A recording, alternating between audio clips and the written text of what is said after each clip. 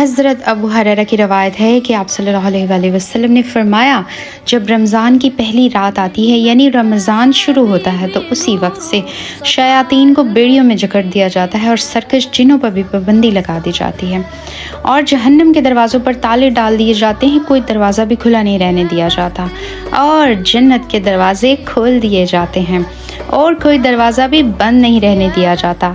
ये बहुत खूबसूरत तबीरें हैं कि जब रोज़े शुरू होते हैं अल्लाह की तरफ से जो गज़ब और मुआवज़े का पहलू है वो बिल्कुल पसे पुश डाल दिया जाता है। बंदों को बस जन्नत की तरफ बुलाया जाता है।